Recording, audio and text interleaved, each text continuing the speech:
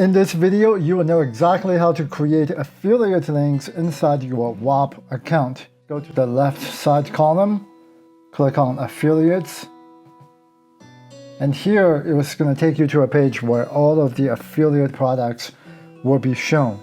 To add more, click on Add, and here you will see all of the affiliate programs that you can be a part of. In this case, we are going to promote the growth program.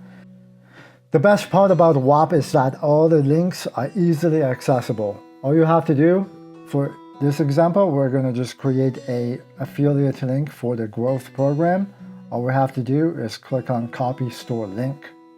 Go up to the address bar and then paste in our link. And that's our affiliate link with our tracking ID. Now we can also make this link more brandable by using a link shortener, use bit.ly, or use a custom domain to make the link more brandable to increase the click-through rate.